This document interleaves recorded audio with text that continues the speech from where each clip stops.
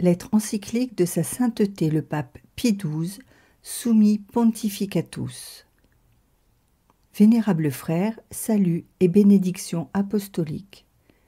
Les mystérieux desseins du Seigneur nous ont confié, sans aucun mérite de notre part, la très haute dignité et les très graves sollicitudes du souverain pontificat, précisément dans l'année qui ramène le 40e anniversaire de la consécration du genre humain au cœur sacré du Rédempteur, prescrite par notre immortel prédécesseur Léon XIII au déclin du siècle dernier, au seuil de l'année sainte. Avec quelle joie, avec quelle émotion et quel intime acquiescement nous accueillîmes alors comme un message céleste l'encyclique Annum Sacrum, au moment même où, jeunes lévites, nous venions de pouvoir réciter l'Introibo ad altare Dei, psaume 62,4, et avec quel ardent enthousiasme nous unîmes notre cœur aux pensées et aux intentions qui animaient et guidaient cet acte vraiment providentiel d'un pontife qui, avec tant de profonde pénétration, connaissait les besoins et les plaies visibles et cachées de son temps.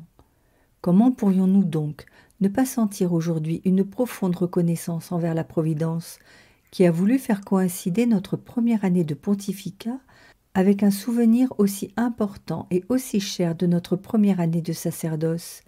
Et comment pourrions-nous ne pas saisir avec joie cette occasion pour faire du culte au roi des rois et seigneur des seigneurs, 1 Timothée 6,15, Apocalypse 19,16, comme la prière d'introïte de notre pontificat, dans l'esprit de notre inoubliable prédécesseur et en fidèle réalisation de ses intentions? Comment n'en ferions-nous pas l'alpha et l'oméga de notre volonté et de notre espérance, de notre enseignement et de notre activité, de notre patience et de nos souffrances, toutes consacrées à la diffusion du règne du Christ?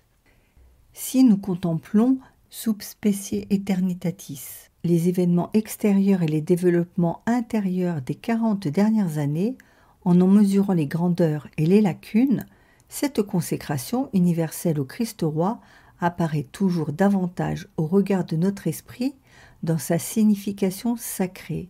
dans son symbolisme riche d'exhortation, dans son but de purification et d'élévation, de raffermissement et de défense des âmes, et en même temps dans une prévoyante sagesse visant à guérir et à ennoblir toute société humaine et à en promouvoir le véritable bien.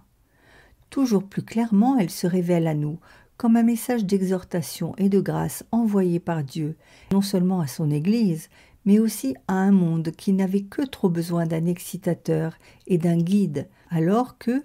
plongé dans le culte des biens passagers, il s'égarait toujours plus et s'épuisait dans la froide recherche d'idéal terrestre. Un message à une humanité qui, en troupes toujours plus nombreuses, se détachait de la foi au Christ et plus encore de la reconnaissance et de l'observation de sa loi. Un message contre une conception du monde à laquelle la doctrine d'amour et de renoncement du sermon sur la montagne et le divin témoignage d'amour rendu sur la croix apparaissent scandale et folie. Comme un jour le précurseur du Seigneur, en réponse à ceux qui l'interrogeaient pour s'éclairer, proclamait « Voici l'agneau de Dieu » Jean 1, 29, les avertissant par là que le désiré des nations demeurait quoiqu'encore inconnu au milieu d'eux, ainsi le représentant du Christ adressait suppliant son cri vigoureux « Voici votre roi » Jean 19, 14, aux renégats, aux sceptiques, aux indécis, aux hésitants, qui refusaient de suivre le Rédempteur glorieux, toujours vivant et agissant dans son Église, ou ne le suivaient qu'avec insouciance et lenteur. La diffusion et l'approfondissement du culte rendu au divin cœur du Rédempteur, culte qui trouva son splendide couronnement non seulement dans la consécration de l'humanité au déclin du siècle dernier, mais aussi dans l'introduction de la fête de la royauté du Christ par notre immédiat prédécesseur, d'heureuse mémoire, ont été une source d'indicibles bienfaits pour des âmes sans nombre, un fleuve qui réjouit de ses courants la cité de Dieu. Psaume 65,5. Quelle époque eut jamais plus grand besoin que la nôtre de ces bienfaits? Quelle époque fut plus que la nôtre tourmentée de vide spirituel et de profonde indigence intérieure, en dépit de tous les progrès d'ordre technique et purement civil. Ne peut-on pas lui appliquer la parole révélatrice de l'Apocalypse ? Tu dis « Je suis riche et dans l'abondance, et je n'ai besoin de rien », et tu ne sais pas que tu es un malheureux, un misérable, pauvre, aveugle et nu. Apocalypse 3, 17. Vénérable frère, peut-il y avoir un devoir plus grand et plus urgent que d'annoncer les insondables richesses du Christ, Éphésiens 3, 8, aux hommes de notre temps? Et peut-il y avoir chose plus noble que de déployer les étendards du roi, Vexilla Regis, devant ceux qui ont suivi et suivent des emblèmes trompeurs, et de regagner au drapeau victorieux de la croix ceux qui l'ont abandonné? Quel cœur ne devrait pas brûler de prêter son aide à la vue de tant de frères et de sœurs qui, à la suite d'erreurs, de passions, d'excitations et de préjugés, se sont éloignés de la foi au vrai Dieu et se sont détachés du joyeux message sauveur de Jésus-Christ?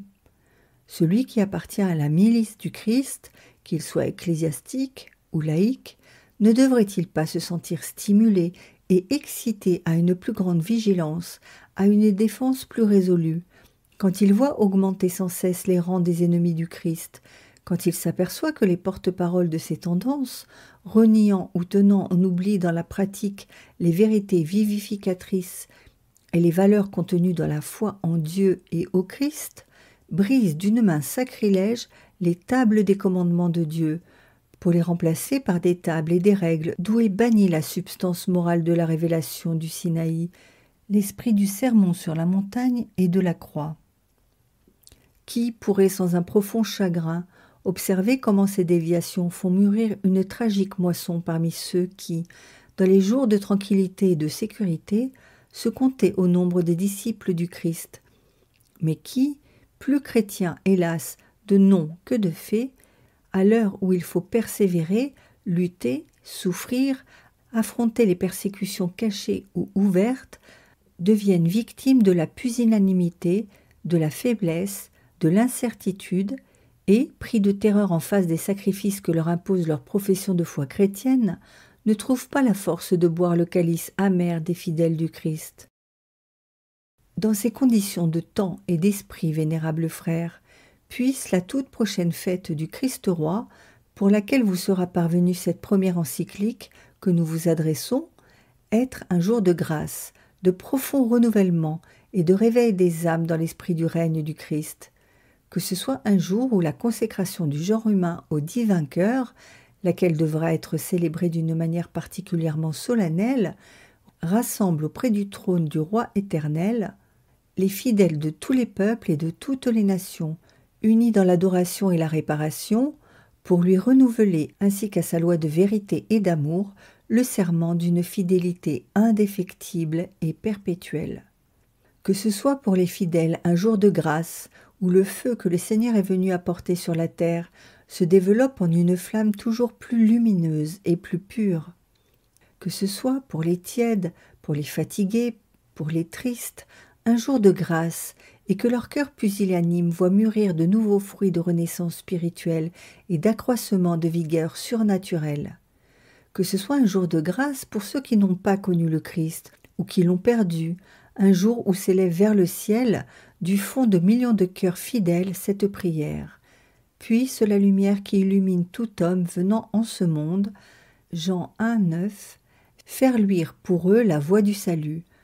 Puisse sa grâce susciter dans le cœur sans repos des errants la nostalgie des biens éternels, les pressant de revenir vers celui qui, du trône douloureux de la croix, a soif aussi de leurs âmes et brûle du désir de devenir, pour elles aussi, la voie, la vérité et la vie.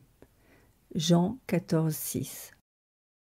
En plaçant cette première encyclique de notre pontificat sous le signe du Christ roi, le cœur plein de confiance et d'espérance, nous nous sentons entièrement sûrs de l'acquiescement unanime et enthousiaste du troupeau du Seigneur tout entier.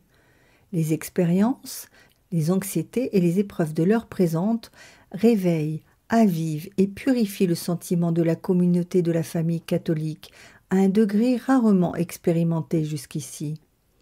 Elles suscitent chez tous ceux qui croient en Dieu et au Christ la conscience d'une commune menace venant d'un commun danger. de cet esprit de communauté catholique, puissamment augmenté dans des circonstances si difficiles et qui est à la fois recueillement et affirmation, résolution et volonté de victoire, nous avons senti un souffle consolant et inoubliable pendant les jours où, d'un pas timide mais confiant en Dieu, nous prenions possession de la chair que la mort de notre grand prédécesseur avait laissée vide. Plein du souvenir encore si vif des innombrables témoignages de fidèle attachement à l'Église et au vicaire du Christ qui nous furent adressés à l'occasion de notre élection et de notre couronnement, avec des manifestations si tendres, si chaleureuses, si spontanées, nous sommes heureux de saisir cette occasion propice pour adresser à vous, vénérables frères, et à tous ceux qui appartiennent au troupeau du Seigneur, un mot de remerciement ému pour ce pacifique plébiscite d'amour respectueux et de fidélité inébranlable à la papauté, par lequel on a voulu reconnaître la mission providentielle du souverain prêtre et du suprême pasteur. Car en vérité, toutes ces manifestations n'étaient pas et ne pouvaient pas être adressées à notre pauvre personne, mais à l'unique, à l'éminente charge à laquelle le Seigneur nous élevait. Que si, dès ce premier moment, nous sentions déjà tout le poids des graves responsabilités attachées à la puissance suprême qui nous était conférée par la divine providence, c'était en même temps pour nous un réconfort de voir cette grandiose et palpable démonstration de l'indivisible unité de l'Église catholique, qui se serre d'autant plus compacte contre le rocher infrangible de pierre et l'entoure de murailles et de bastions, d'autant plus solide que l'audace des ennemis du Christ s'accroît davantage. Ce plébiscite d'unité catholique mondiale et de fraternité surnaturelle de peuples autour du Père commun nous semblait d'autant plus riche d'heureuses espérances que plus tragiques étaient les circonstances matérielles et spirituelles du moment où il arrivait. Et son souvenir a continué de nous réconforter pendant les premiers mois de notre pontificat, au cours desquels nous avons déjà expérimenté les fatigues, les anxiétés et les épreuves dont est semé le chemin de l'épouse du Christ à travers le monde.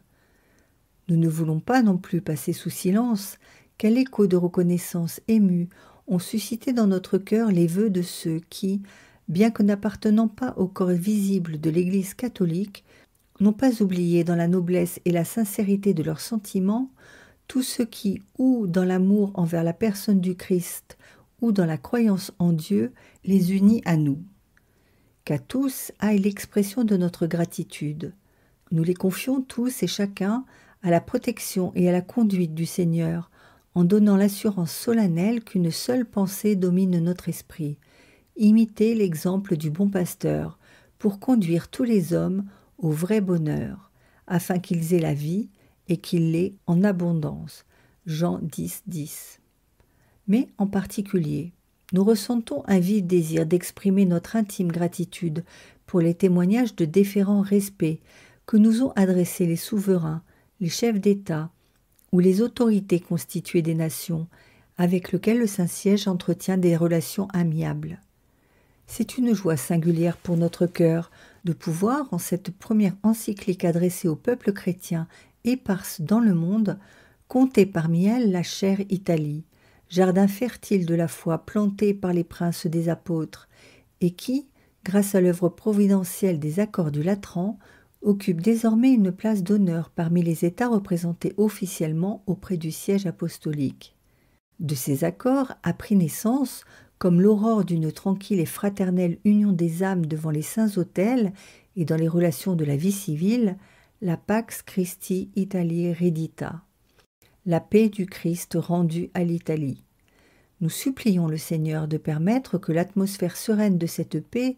imprègne, avive, dilate et affermisse puissamment et profondément l'âme du peuple italien qui nous est si proche, au milieu duquel nous respirons le même souffle de vie. À nos prières se joignent nos souhaits pour que ce peuple si cher à nos prédécesseurs et à nous-mêmes, fidèle à ces glorieuses traditions catholiques, sente chaque jour davantage, grâce à la haute protection du ciel, la vérité des paroles du psalmiste. Beatus populus, cuius dominus Deus eius. Psaume 143,15. Bienheureux le peuple qui a le Seigneur pour son Dieu.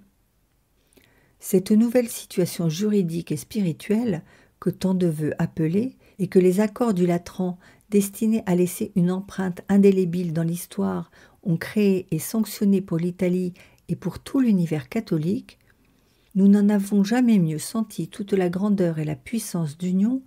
qu'à l'instant où, de la loge élevée de la basilique vaticane, pour la première fois, nous avons ouvert nos bras et étendu notre main bénissante sur cette Rome, siège de la papauté et notre bien-aimée ville natale, sur l'Italie réconciliée avec l'Église et sur les peuples du monde entier. Comme vicaire de celui qui, en une heure décisive, devant le représentant de la plus haute autorité terrestre d'alors, prononça la grande parole « Je suis né et je suis venu dans le monde pour rendre témoignage à la vérité. Quiconque est de la vérité, écoute ma voix. » Jean 18, 37. Il n'est rien dont nous nous sentions davantage débiteurs envers notre charge et envers notre temps que de rendre avec une apostolique fermeté témoignage à la vérité. Testimonium peribere veritati. Ce devoir comprend nécessairement l'exposé et la réfutation d'erreurs et de fautes humaines qu'il est nécessaire de connaître pour qu'il soit possible de les soigner et de les guérir. Vous connaîtrez la vérité et la vérité vous délivrera. Jean 8, 32. Dans l'accomplissement de ce devoir qui nous incombe,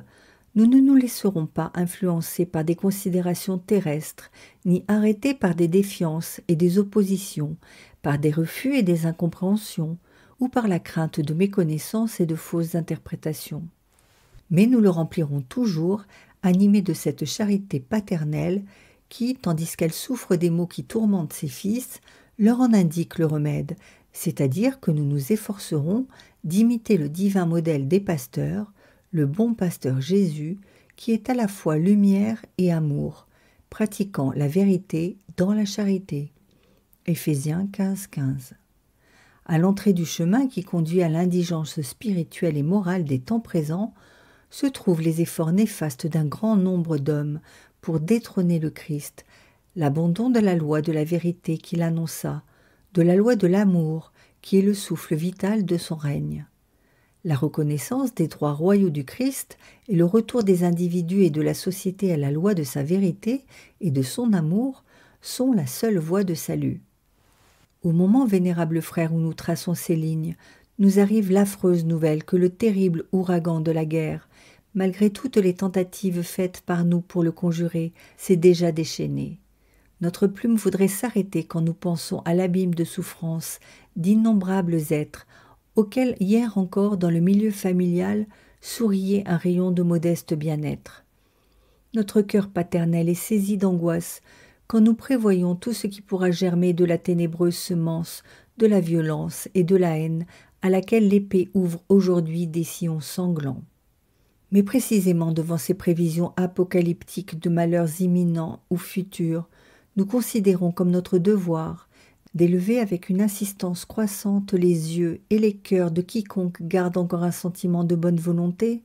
vers celui de qui seul dérive le salut du monde, le seul dont la main toute puissante et miséricordieuse puisse mettre fin à cette tempête, le seul dont la vérité et l'amour puissent illuminer les intelligences et enflammer les âmes d'une si grande partie de l'humanité plongée dans l'erreur, dans l'égoïsme, dans les oppositions et dans les luttes, pour la replacer dans l'ordre, dans l'esprit de la royauté du Christ. Peut-être, Dieu le veuille, est-il permis d'espérer que cette heure de suprême indigence sera aussi une heure de changement d'idées et de sentiments pour beaucoup qui marchaient jusqu'ici avec une confiance aveugle dans le chemin d'erreurs modernes si répandu, sans soupçonner à quel point était semé d'embûches et d'incertitudes le terrain sur lequel ils se trouvaient. Beaucoup peut-être qui ne saisissaient pas l'importance de la mission éducatrice et pastorale de l'Église comprendront-ils mieux maintenant les avertissements de l'Église par eux négligés dans la fausse sécurité des temps passés. Les angoisses du présent sont une apologie du christianisme qui ne saurait être plus impressionnante. Du gigantesque tourbillon d'erreurs et de mouvements antichrétiens ont mûri des fruits si amers qu'ils en constituent une condamnation dont l'efficacité surpasse toute réfutation théorique.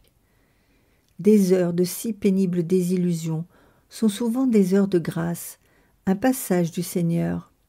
Exode 12, 11, auquel, sur la parole du Sauveur, me voici à l'entrée, et je frappe. Apocalypse 3, 20, s'ouvrent des portes qui, sans cela, seraient restées fermées. Dieu sait avec quel amour compatissant, avec quelle sainte joie notre cœur se tourne vers ceux qui, à la suite de douloureuses expériences comme celle-ci, sentiraient naître en eux le pressant et salutaire désir de la vérité, de la justice et de la paix du Christ. Mais même envers ceux pour qui n'a pas encore sonné l'heure de l'illumination suprême,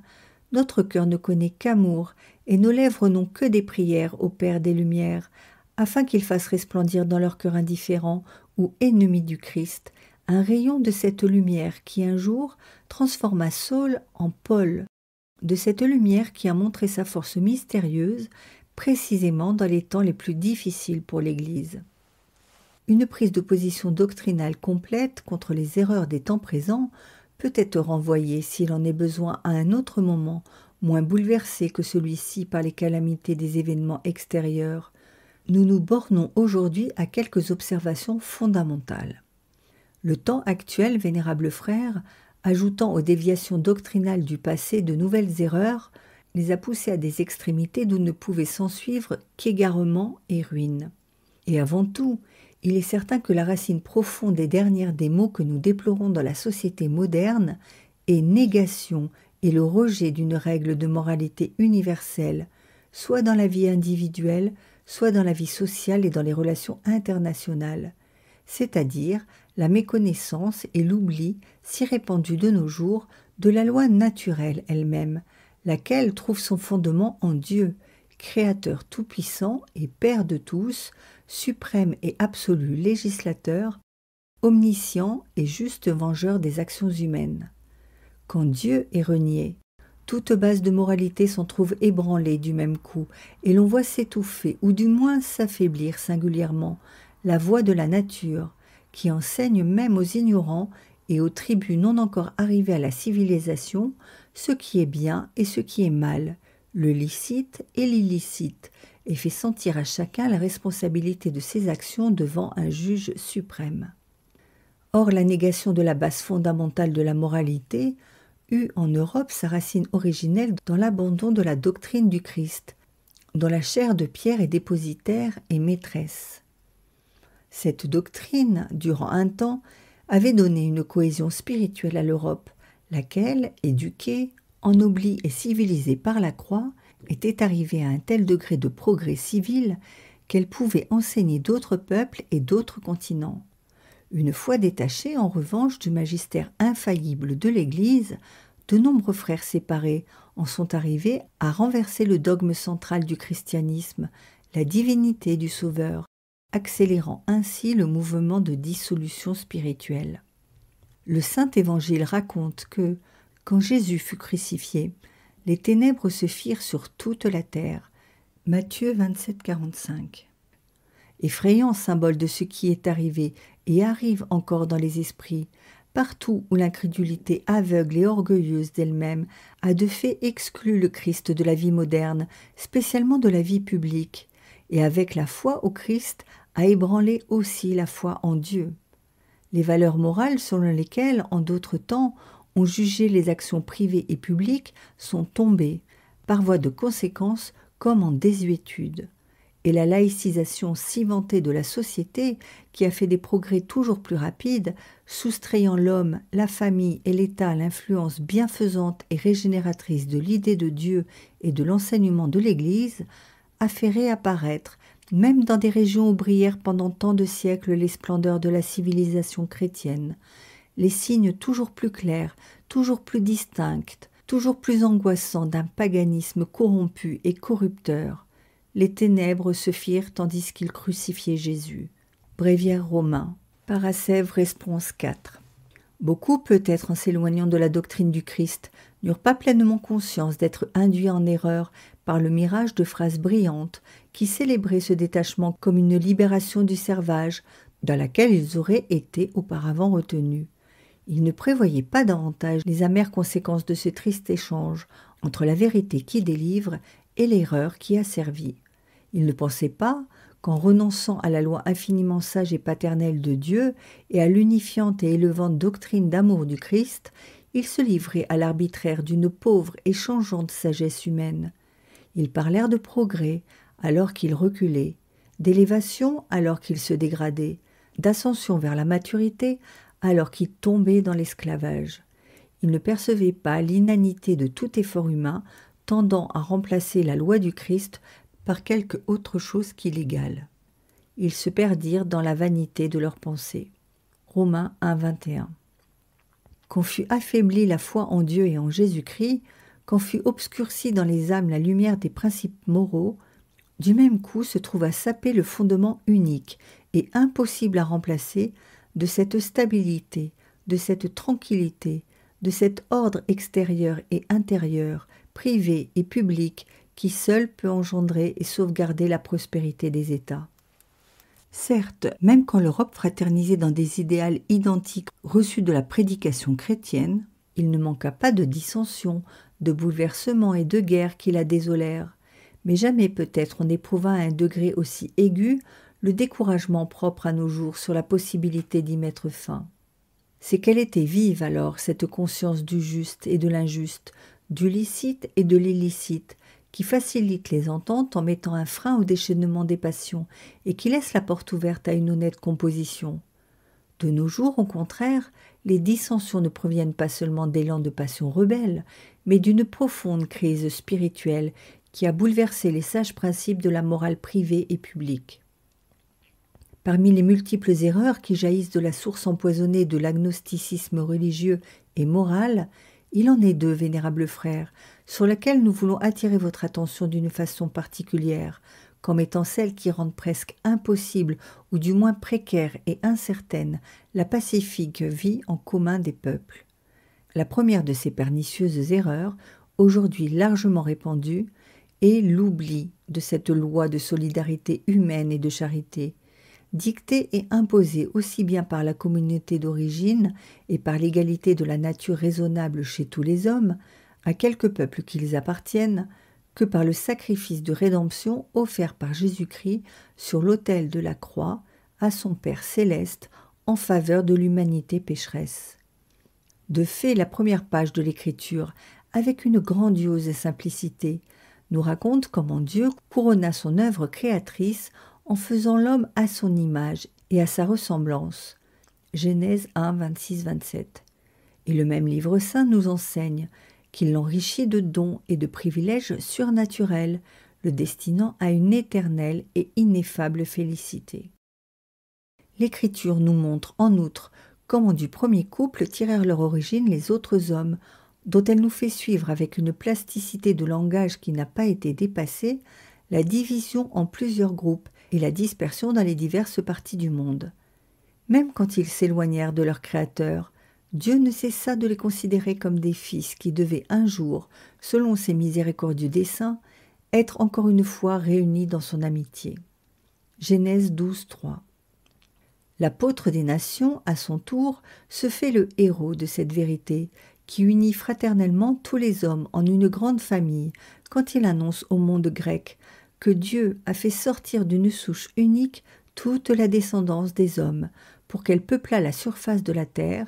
et a fixé la durée de son existence et les limites de son habitacle afin que tous cherchent le Seigneur. Actes 17, 26-27. Merveilleuse vision qui nous fait contempler le genre humain dans l'unité de son origine en Dieu. Un seul Dieu, Père de tous, qui est au-dessus de tous et en toutes choses et en chacun de nous. Éphésiens 4, 6. Dans l'unité de sa nature, composée pareillement chez tous, d'un corps matériel et d'une âme spirituelle et immortelle. Dans l'unité de sa fin immédiate et de sa mission dans le monde. Dans l'unité de son habitation, la terre, des biens de laquelle tous les hommes, par droit de nature, peuvent user pour soutenir et développer la vie. Dans l'unité de sa fin surnaturelle, Dieu même à qui tous doivent tendre, dans l'unité des moyens pour atteindre cette fin. Et le même apôtre nous montre l'humanité dans l'unité de ses rapports avec le Fils de Dieu, image du Dieu invisible, en qui toutes choses ont été créées, in ipso condita sunt universa. Colossiens 1, 16. Dans l'unité de son rachat opéré pour tous par le Christ, lequel a rétabli l'amitié originelle avec Dieu, qui avait été rompue, moyennant sa sainte et douloureuse passion, se faisant médiateur entre Dieu et les hommes, car il n'y a qu'un Dieu et qu'un médiateur entre Dieu et les hommes, le Christ Jésus fait homme. 1 Timothée 2, 5. Et pour rendre plus intime cette amitié entre Dieu et l'humanité, ce même médiateur divin et universel de salut et de paix, dans le silence sacré du cénacle, avant de consommer le sacrifice suprême,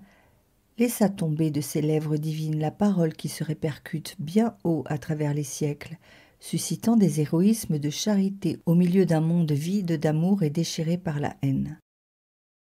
Ceci est mon commandement, que vous vous aimiez les uns les autres comme je vous ai aimés. Jean 15, 12.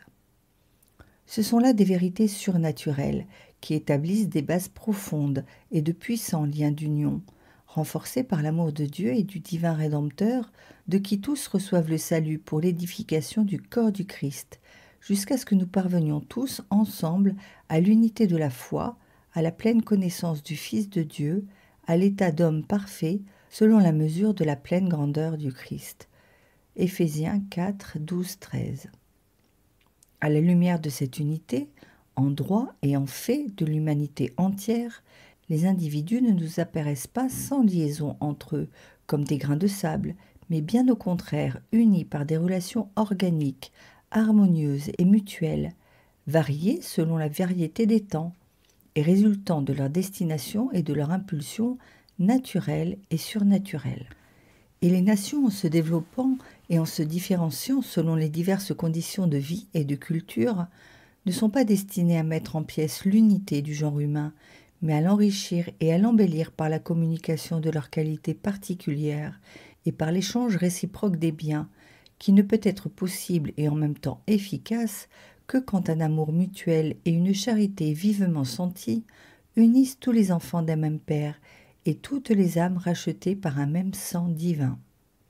L'Église du Christ, fidèle dépositaire de la divine sagesse éducatrice,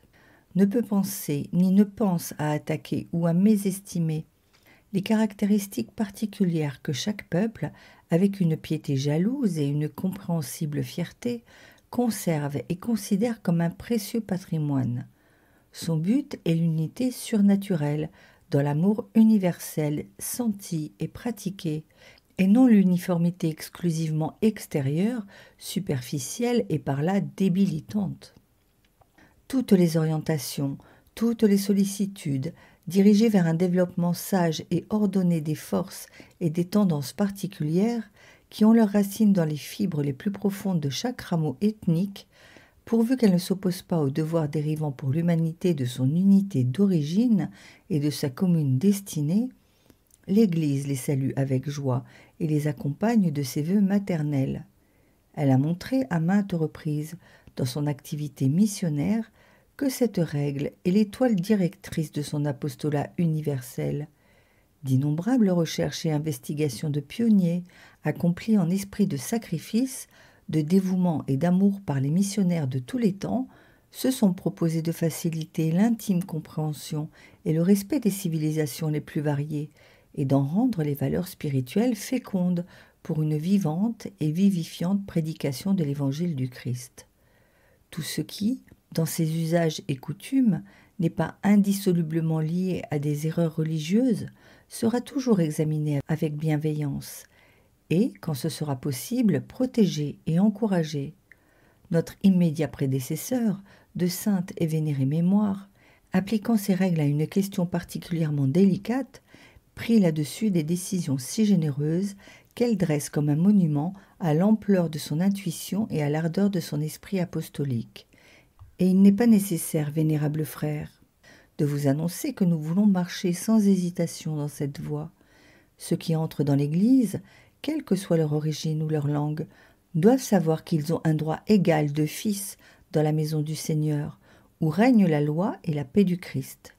C'est en conformité avec ces règles d'égalité que l'Église consacre ses soins à former un clergé indigène à la hauteur de sa tâche et à augmenter graduellement les rangs des évêques indigènes. Et pour donner à nos intentions une expression extérieure, nous avons choisi la fête prochaine du Christ roi pour élever à la dignité épiscopale sur le tombeau du prince des apôtres 12 représentants des peuples ou groupes de peuples les plus diverses. Au milieu des déchirantes oppositions qui divisent la famille humaine, puisse cet acte solennel proclamer à tous nos fils éparses dans le monde que l'esprit, l'enseignement et l'œuvre de l'Église ne pourront jamais être différents de ce que prêchait l'apôtre des nations. Revêtez-vous de l'homme nouveau, qui se renouvelle dans la connaissance de Dieu à l'image de celui qui l'a créé. En lui, il n'y a plus ni grec ni juif, ni circoncis ou incirconcis, ni barbare ou scythe, ni esclave ou homme libre, mais le Christ est tout et il est en tous. Colossiens 3, 10, 11. Et il n'est pas à craindre que la conscience de la fraternité universelle, inculquée par la doctrine chrétienne et le sentiment qu'elle inspire, soit en opposition avec l'amour que chacun porte aux traditions et aux gloires de sa propre patrie, et empêche d'en promouvoir la prospérité et les intérêts légitimes. Car cette même doctrine enseigne que, dans l'exercice de la charité, il existe un ordre établi par Dieu, selon lequel il faut porter un amour plus intense et faire du bien de préférence à ceux à qui l'on est uni par des liens spéciaux. Le divin Maître lui-même donna l'exemple de cette préférence envers sa terre et sa patrie, en pleurant sur l'imminente destruction de la cité sainte. Mais le légitime et juste amour de chacun envers sa propre patrie ne doit pas faire fermer les yeux sur l'universalité de la charité chrétienne, qui enseigne à considérer aussi les autres et leur prospérité dans la lumière pacifiante de l'amour. Telle est la merveilleuse doctrine d'amour et de paix qui a si noblement contribué au progrès civil et religieux de l'humanité.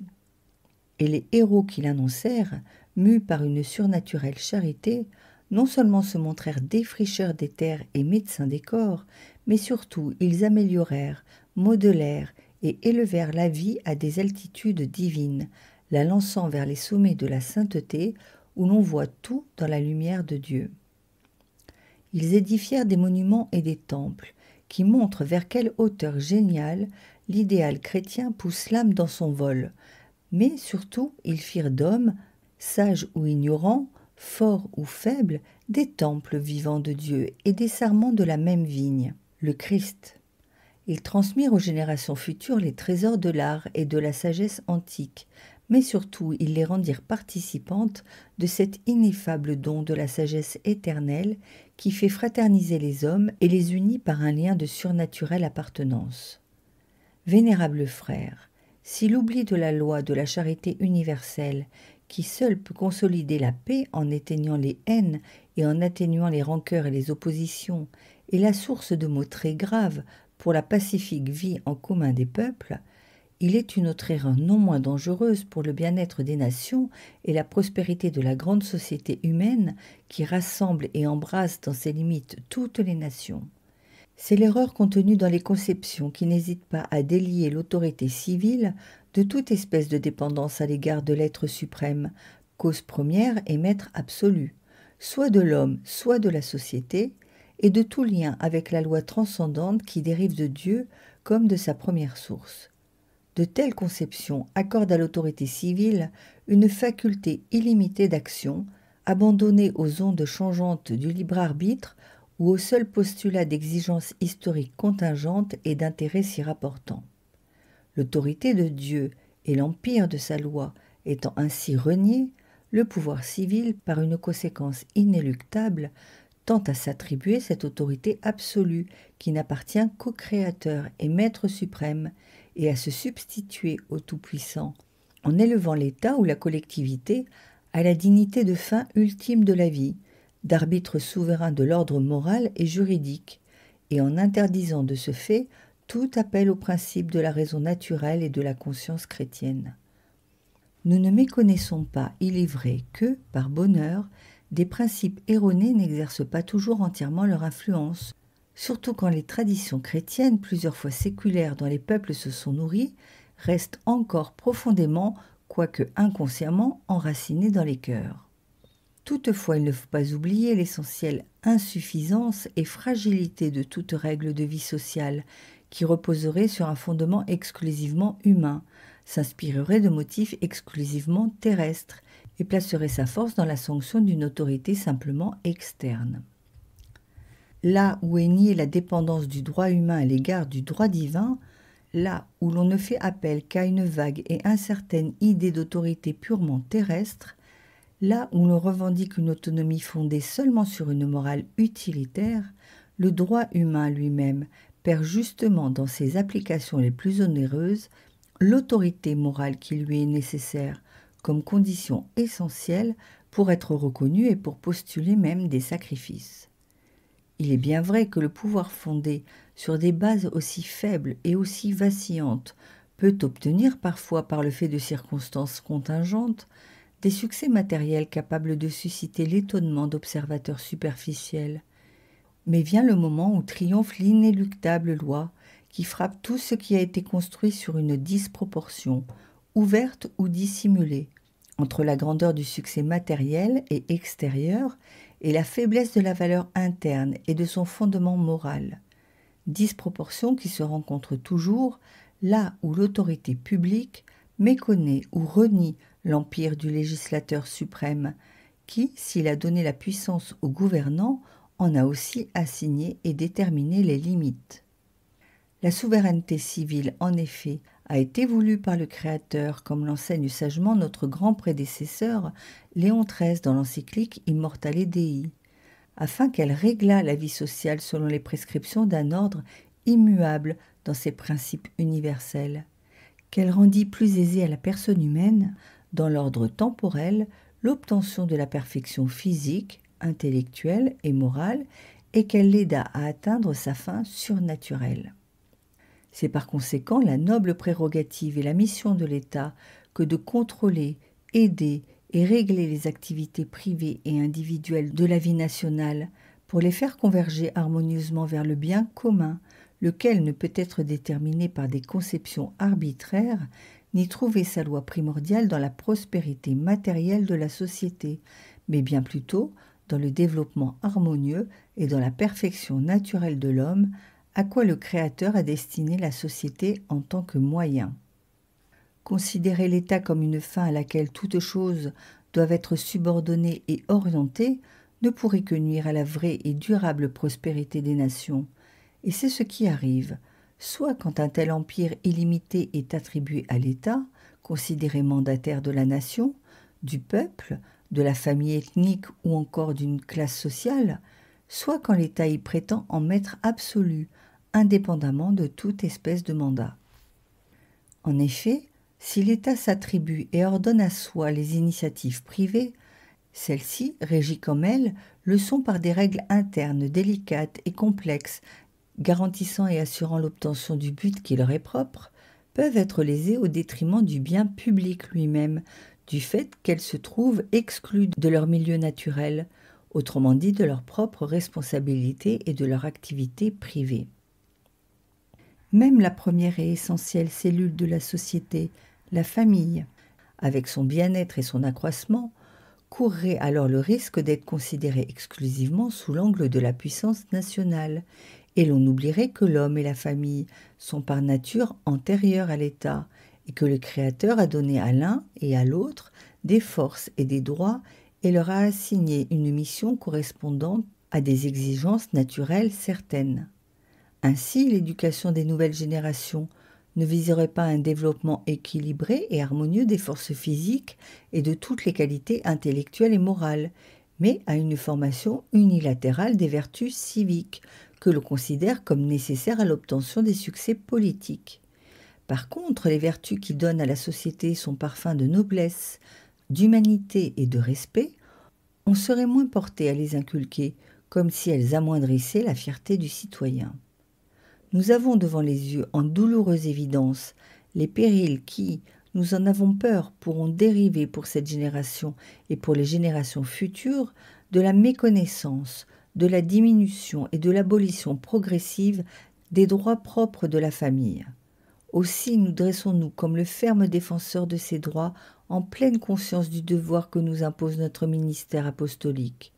Les difficultés de notre époque, aussi bien extérieures qu'intérieures, matérielles ou spirituelles, les multiples erreurs avec leurs innombrables répercussions, nul ne les ressent plus amèrement que la noble petite cellule familiale.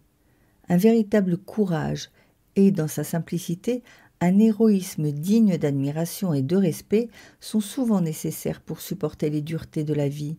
le poids quotidien des misères, les indigences croissantes et les restrictions dans une mesure jamais encore expérimentée et dont souvent on ne voit ni la raison ni la réelle nécessité. Ceux qui ont charge d'âme, ceux qui peuvent sonder les cœurs, connaissent les larmes cachées des mères, la douleur résignée de tant de pères, les innombrables amertumes dont aucune statistique ne parle ni ne peut parler.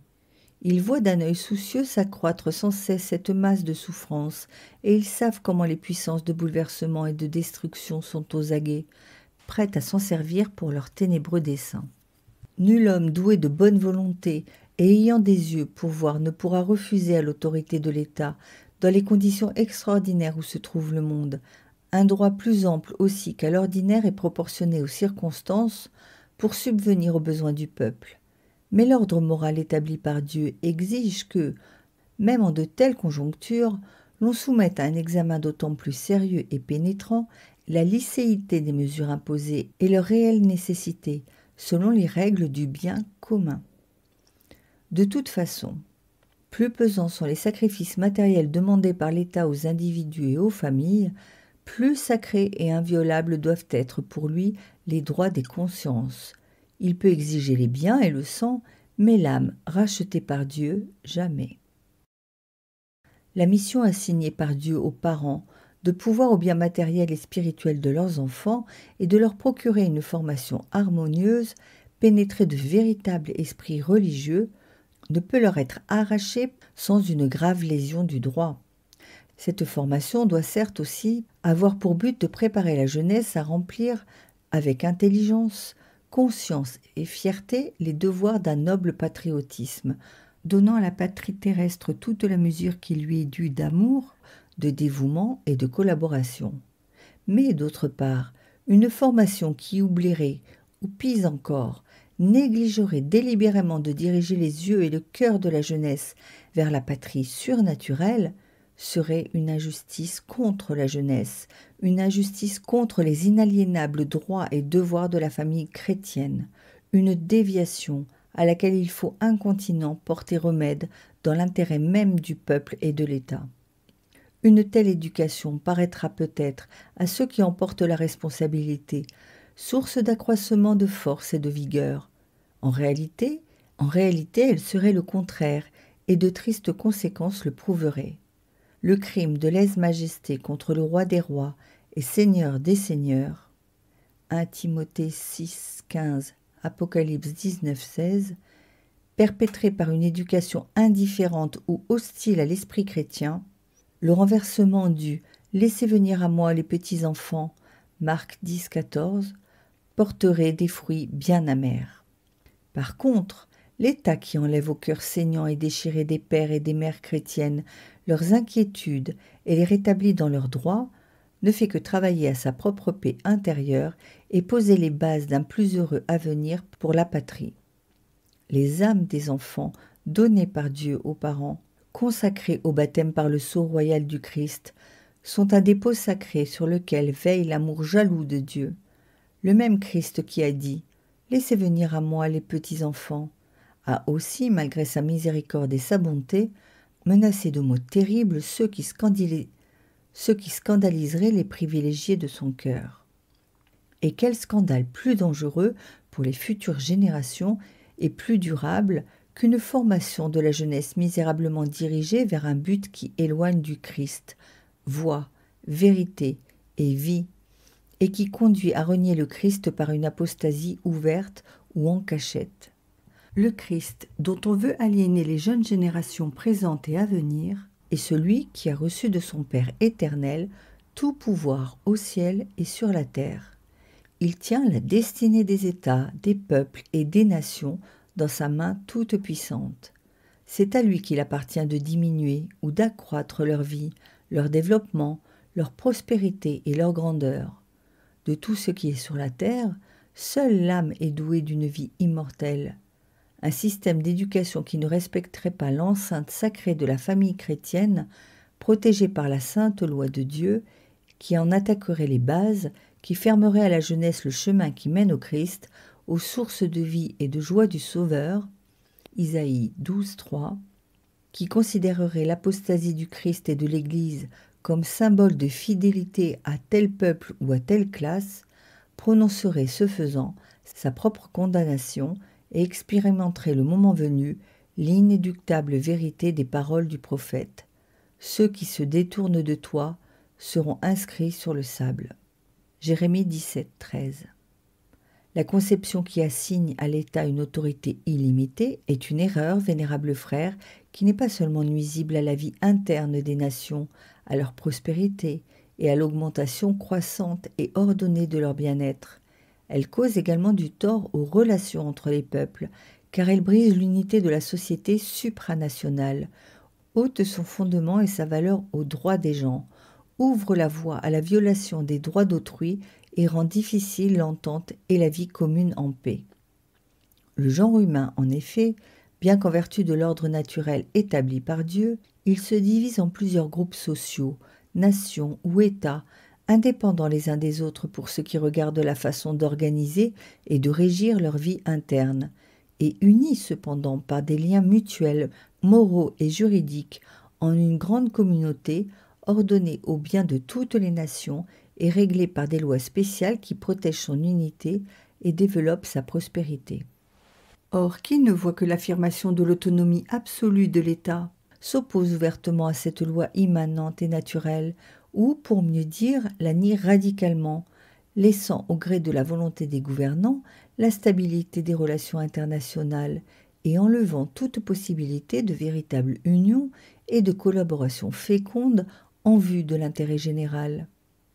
Car, vénérable frère, pour que puissent exister des contacts harmonieux et durables et des relations fructueuses, il est indispensable que les peuples reconnaissent et observent les principes de droit naturel international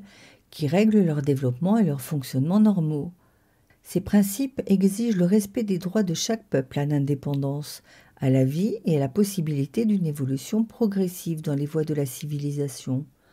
Ils exigent en outre la fidélité aux traités stipulés et sanctionnés conformément aux règles du droit des gens. Il n'est pas douteux que la condition préalable et nécessaire de toute vie commune pacifique entre les nations,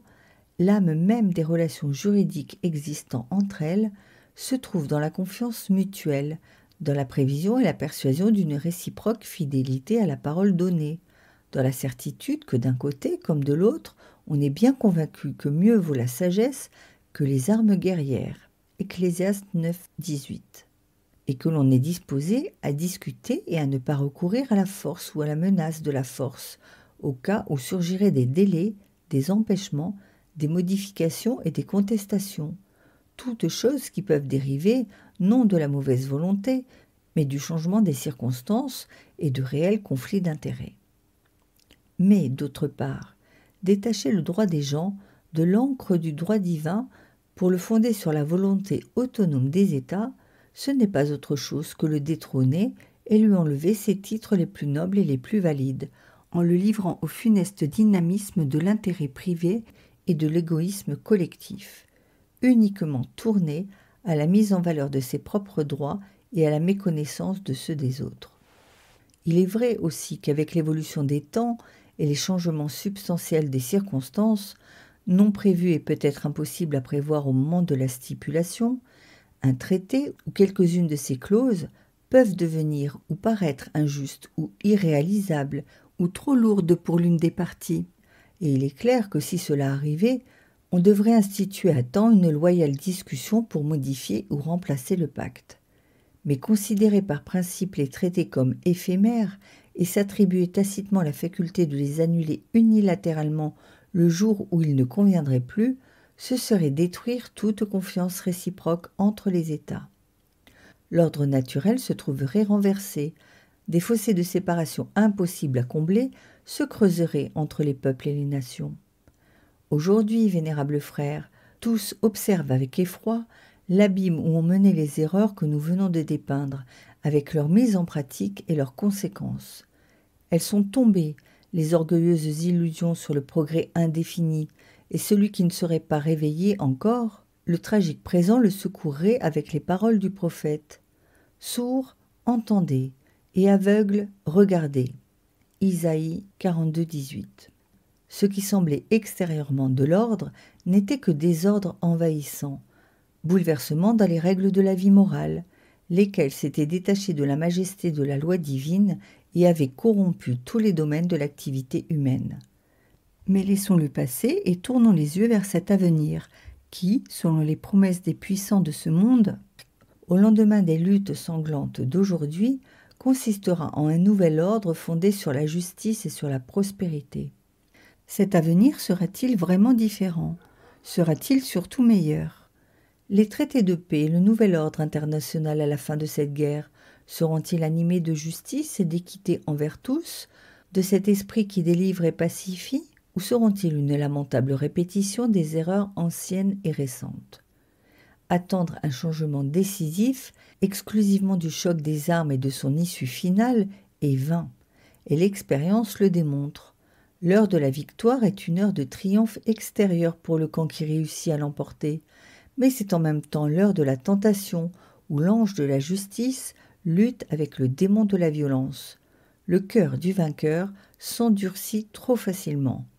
La modération et une prévoyante sagesse lui semblent faibles. Le bouillonnement des passions populaires, attisé par les souffrances et les sacrifices supportés, voile souvent la vue aux dirigeants eux-mêmes et les rend inattentifs aux conseils de l'humanité et de l'équité, dont la voix est couverte ou éteinte par l'inhumain ve victis.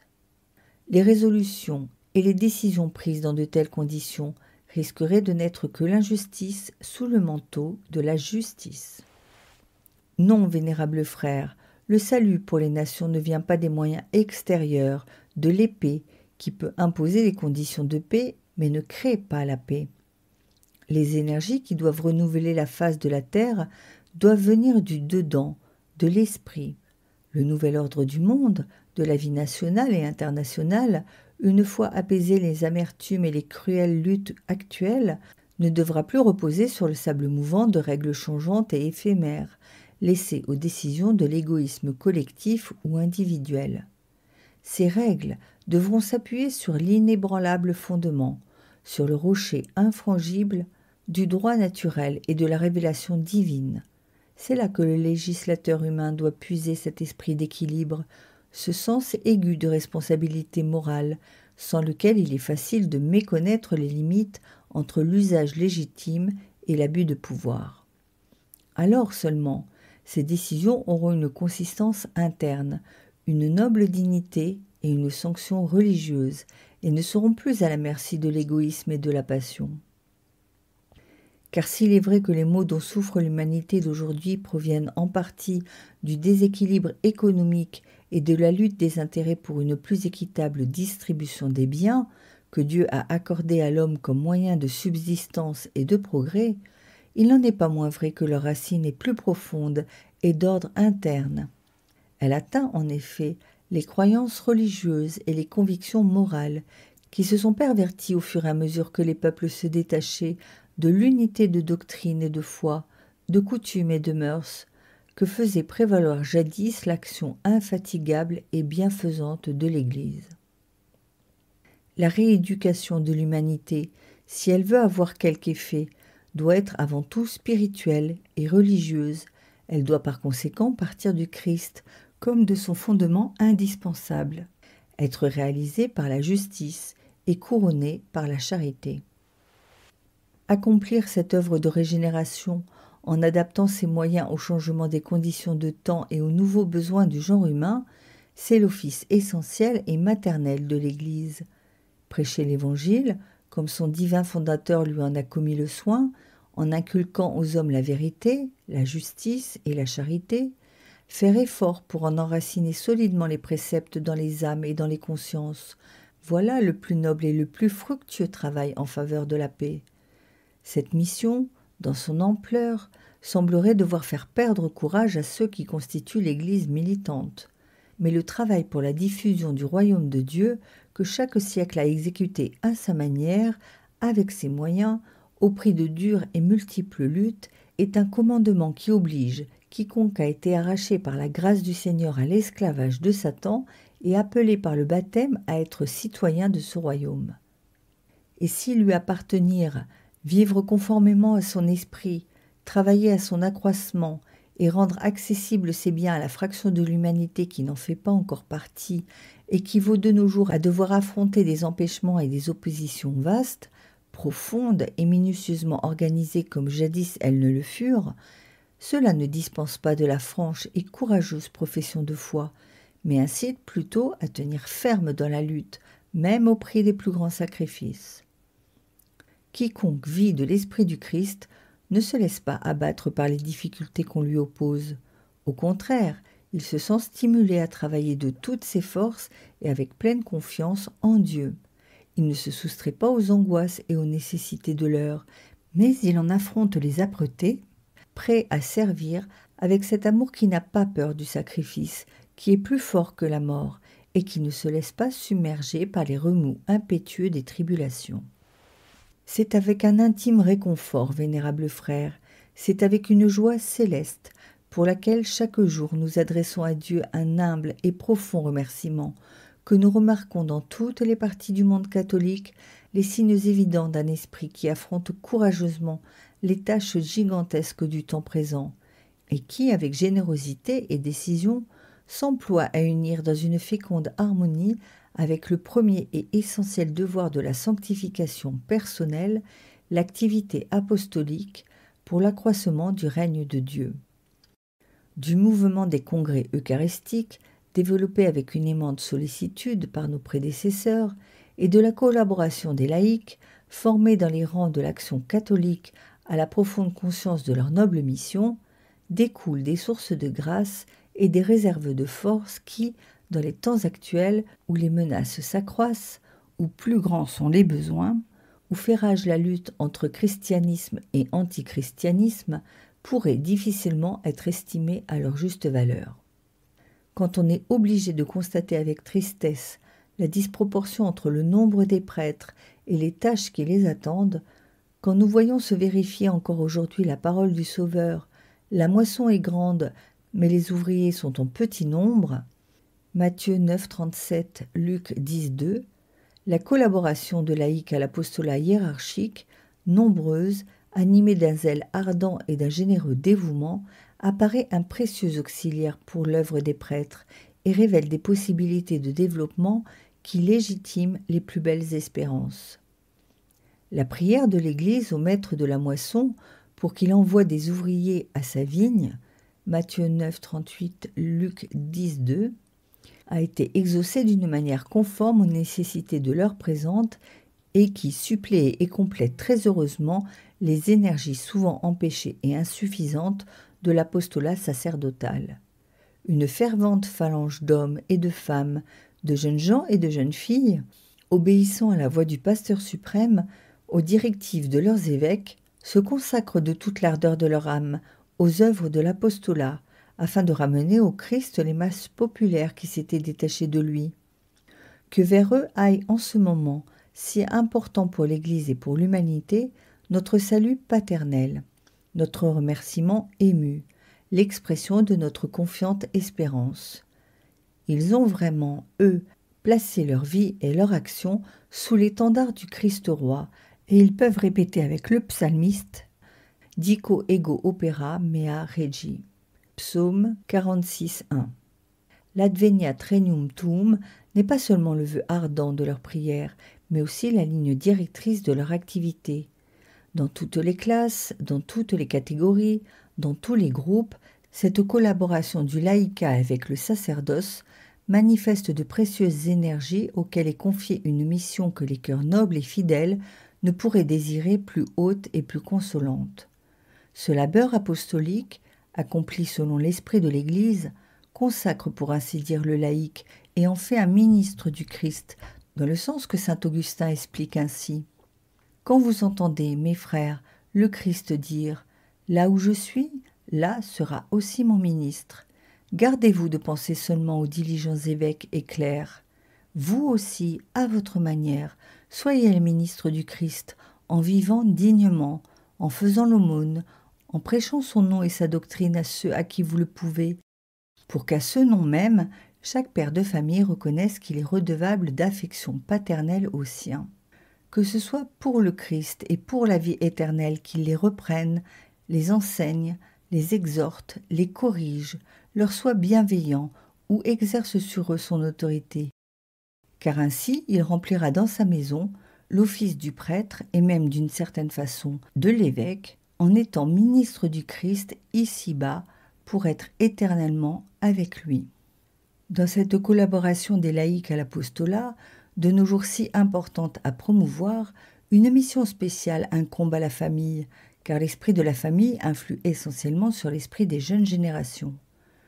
Tant que, dans le foyer domestique, resplendit la flamme sacrée de la foi en Jésus-Christ, tant que les parents s'emploient à former et à modeler la vie de leurs enfants conformément à cette foi, la jeunesse sera toujours prête à reconnaître le Rédempteur dans ses prérogatives royales et à s'opposer à ceux qui voudraient le bannir de la société ou violer sacrilègement ses droits. Quand on ferme les églises, quand on enlève des écoles l'image du crucifix, la famille reste le refuge providentiel et, en un certain sens, inattaquable de la vie chrétienne.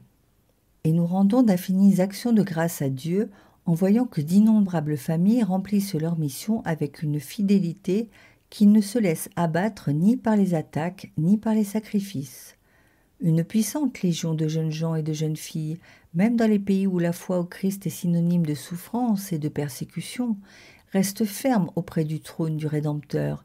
avec cette décision tranquille et assurée qui fait penser aux temps les plus glorieux des luttes de l'Église.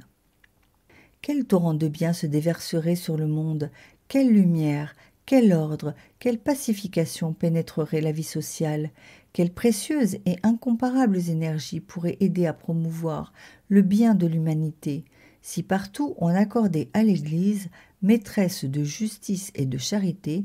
cette possibilité d'action à laquelle, en vertu du mandat divin, elle a un droit sacré et incontestable.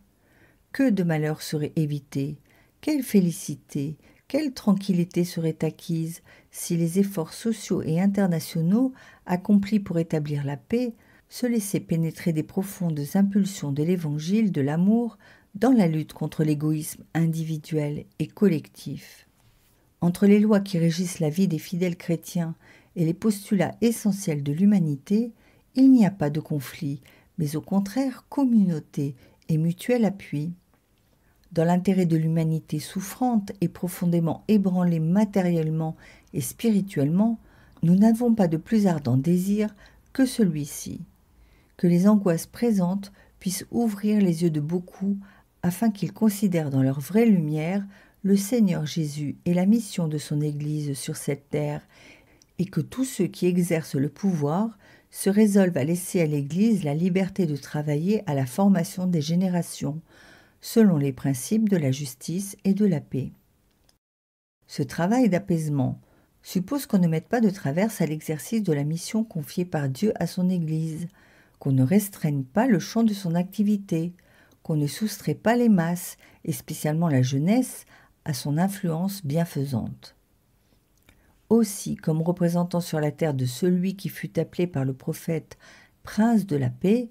Isaïe 9,6, faisons-nous appel aux chefs des peuples et à ceux qui ont une action, quelle qu'elle soit, sur la chose publique, pour que l'Église jouisse toujours d'une pleine liberté d'accomplir son œuvre éducatrice en annonçant aux esprits la vérité, en inculquant les règles de la justice, en réchauffant les cœurs par la divine charité du Christ. Si, d'une part, l'Église ne peut renoncer à l'exercice de sa mission, qui a comme fin ultime de réaliser ici-bas le plan divin, instaurer dans le Christ tout ce qui est dans le ciel et sur la terre, Éphésiens 1, 10, d'autre part, son œuvre apparaît aujourd'hui plus nécessaire qu'en aucun autre temps, car une triste expérience enseigne qu'à eux seuls, les moyens extérieurs, les mesures purement humaines et les expédients politiques n'apportent pas un adoucissement efficace aux maux dont est travaillée l'humanité. Instruits précisément par la douloureuse faillite des expédients humains, beaucoup d'hommes, pour éloigner les tempêtes qui menacent d'engloutir la civilisation de leur tourbillon, tournent les yeux avec un renouveau d'espérance vers l'Église, citadelle de vérité et d'amour, vers le siège de Pierre qui, ils le sentent bien, peut rendre au genre humain cette unité de doctrines religieuses et de règles morales qui, en d'autres temps, fit la consistance des relations pacifiques entre les peuples. Unité vers laquelle regardent d'un œil de nostalgique regret tant d'hommes responsables du sort des nations, qui expérimentent quotidiennement à quel point les moyens sont vains dans lesquels ils avaient un jour mis leur confiance. Unité désirée par les nombreuses légions de nos fils, qui invoquent chaque jour le Dieu de paix et d'amour. 2 Corinthiens 13:11. Unité attendue par tant de nobles esprits, éloignés de nous, mais qui, dans leur faim et leur soif de justice et de paix, lèvent les yeux vers la chair de Pierre pour recevoir d'elle direction et conseil. Ils reconnaissent dans l'Église catholique la fermeté 2 fois millénaire des normes de foi et de vie, l'inébranlable cohésion de la hiérarchie ecclésiastique, qui, unie aux successeurs de Pierre, s'emploie sans relâche à éclairer les esprits de la doctrine de l'Évangile, à guider et à sanctifier les hommes, et se montre prodigue de maternelle condescendance envers tous, mais ferme cependant quand, même au prix de tourments et de martyrs, elle doit dire le non licet. Et pourtant, vénérable frère, la doctrine du Christ, qui seule peut fournir à l'homme un solide fondement de foi, capable de lui ouvrir un grand horizon, de dilater divinement son cœur, de lui donner un remède efficace aux très graves difficultés actuelles, et l'action de l'Église pour enseigner cette doctrine, la répandre et modeler les esprits selon ses préceptes, sont parfois en butte à des suspicions, comme pouvant ébranler les montants de l'autorité civile ou usurper ses droits. Contre de telles suspicions, nous déclarons avec une apostolique sincérité, sans préjudice de tout ce qu'a enseigné notre prédécesseur Pie XI de vénérée mémoire dans son encyclique Quas Primas du 11 décembre 1925 sur le pouvoir du Christ roi et de son Église, que de pareils desseins sont entièrement étrangers à l'Église, laquelle tend ses bras maternels vers ce monde, non pour dominer, mais pour servir. Elle ne prétend pas se substituer dans le champ qui leur est propre aux autres autorités légitimes, mais leur offre son aide à l'exemple et dans l'esprit de son divin fondateur qui passa en faisant le bien. Acte 10, 38. L'Église prêche et inculque l'obéissance et le respect envers l'autorité terrestre, qui tient de Dieu sa noble origine. Elle s'en tient à l'enseignement du divin Maître qui a dit « Rendez à César ce qui est à César » Matthieu 22, 21. Elle n'a pas de visée d'usurpation et chante dans sa liturgie « Non eripit mortalia, qui regnat dat celestia » hymne de la fête de l'Épiphanie.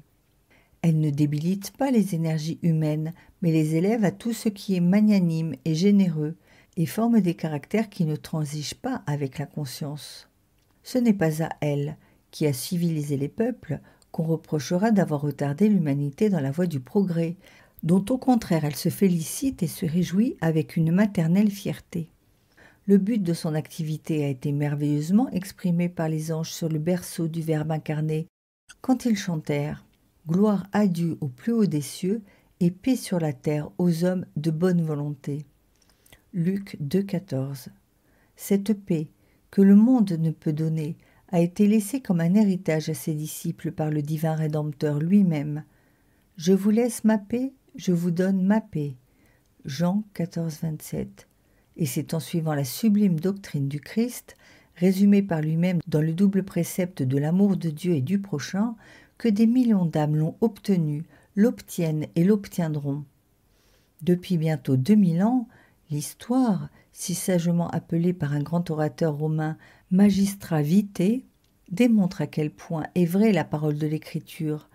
qu'il n'y aura jamais de paix pour celui qui résiste à Dieu. Job 9,4. car seul le Christ est la pierre angulaire, Éphésiens 2, 20, sur laquelle l'homme et la société peuvent trouver stabilité et salut. C'est sur cette pierre angulaire que l'Église est fondée, et c'est pourquoi les puissances adverses ne pourront jamais prévaloir contre elle. Porte inferi non prevalebunt, Matthieu 16, 18. Ni lui ôter sa vigueur, bien au contraire. Les luttes, tant intérieures qu'extérieures, contribuent à accroître sa force et à augmenter les couronnes de ses glorieuses victoires. À l'opposé, tout autre édifice qui n'est pas solidement fondé sur la doctrine du Christ repose sur le sable mouvant et est destiné à une ruine misérable. Matthieu 7, 26-27. Vénérables frères, l'heure à laquelle vous parvient notre première encyclique est, à bien des égards,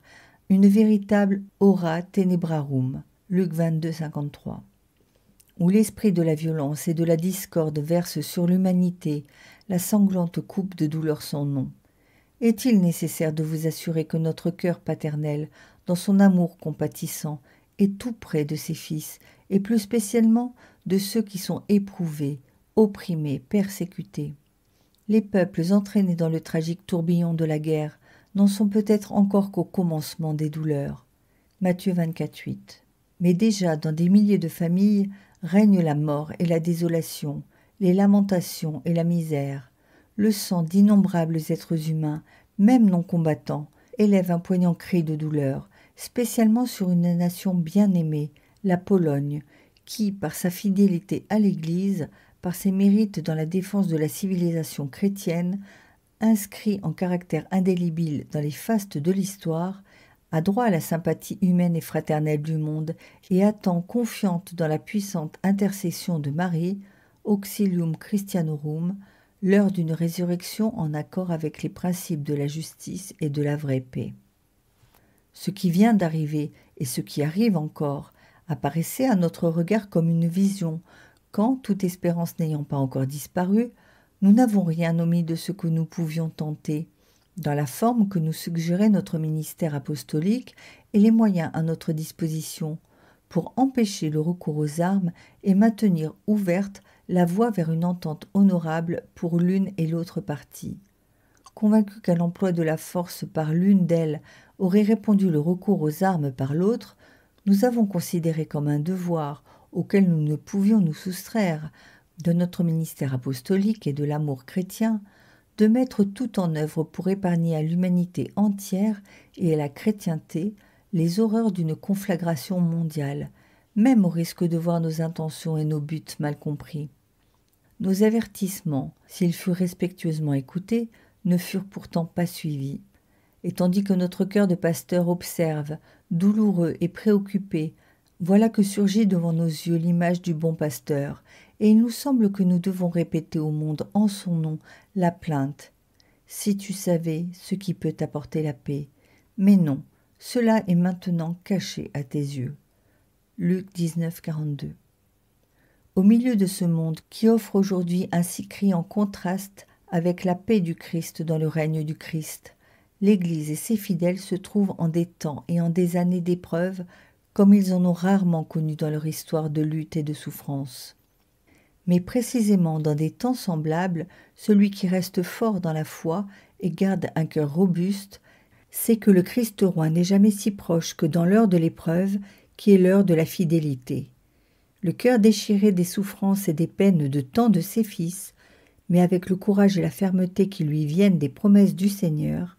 l'épouse du Christ marche vers les orages menaçants.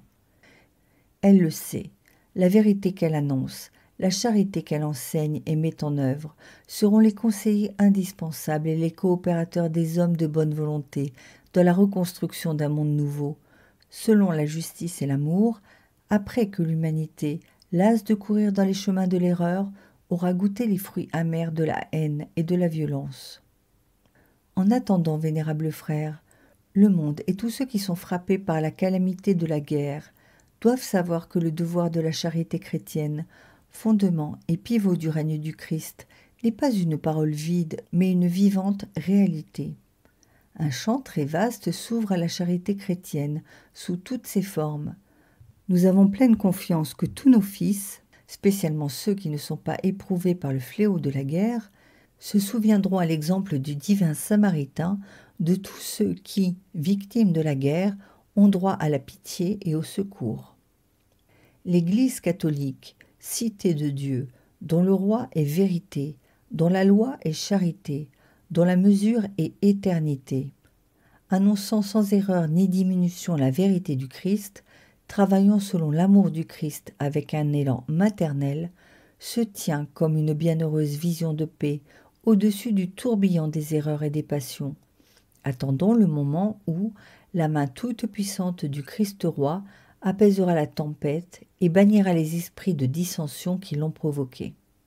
Ce qui est en notre pouvoir, pour hâter le jour où la colombe de la paix trouvera sur cette terre, submergée par le déluge de la discorde, un endroit où poser le pied, nous continuerons à le faire, confiant dans les éminents hommes d'État qui, avant que la guerre n'éclatât, se sont noblement employés à éloigner des nations un pareil fléau,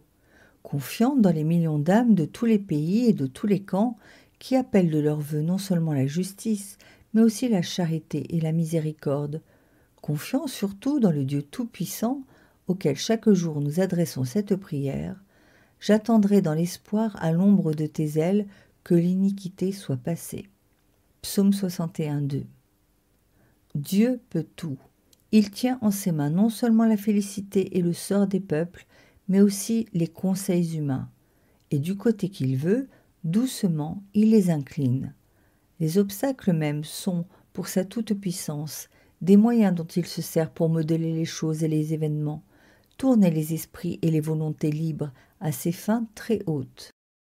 Priez donc, vénérables frères, priez sans interruption, priez surtout quand vous offrez le divin sacrifice d'amour. Priez, vous à qui la profession courageuse de la foi impose aujourd'hui de durs, de pénibles et bien des fois d'héroïques sacrifices. Priez, vous, membres souffrants et douloureux de l'Église, quand Jésus vient consoler et adoucir vos peines. Et n'oubliez pas, grâce à un véritable esprit de mortification et de dignes œuvres de pénitence, de rendre vos prières plus agréables aux yeux de celui qui relève tous ceux qui tombent et redresse ceux qui sont prostrés. Psaume 144:14. Afin que, dans sa miséricorde, il abrège les jours de l'épreuve et que se réalisent ainsi les paroles du psaume. Ils ont crié vers le Seigneur dans leur tribulation, et il les a délivrés de leurs angoisses.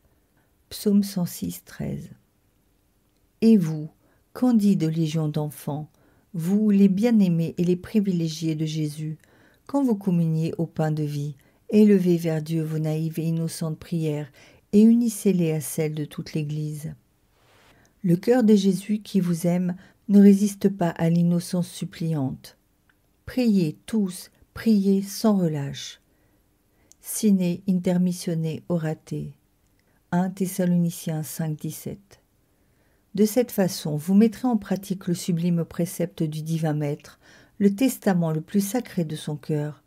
qu'ils ne soient tous qu'un. Jean 17:21. Qu'ils vivent tous dans cette unité de foi et d'amour à laquelle le monde reconnaisse la puissance et l'efficacité de la mission du Christ et de l'œuvre de son Église. L'Église primitive avait compris et mis en pratique ce divin précepte. Elle l'exprima dans une magnifique prière. Unissez-vous à votre tour dans les mêmes sentiments qui répondent si bien à la nécessité de l'heure présente. Souviens-toi, Seigneur, de ton Église, pour la délivrer de tout mal et la perfectionner dans la charité. Rassemble-la des quatre vents, toute sanctifiée, dans le royaume que tu lui as préparé, car à toi est la puissance et la gloire dans tous les siècles. Doctrine des 12 apôtres. Dans la confiance que Dieu, auteur et ami de la paix, écoutera les supplications de l'Église, nous vous accordons, comme gage de l'abondance des divines grâces, de la plénitude de notre cœur paternel, la bénédiction apostolique. Donnée à Castel Gandolfo, près Rome, le 20 octobre de l'an 1939, de notre pontificat le 1er. Pie XII, pape.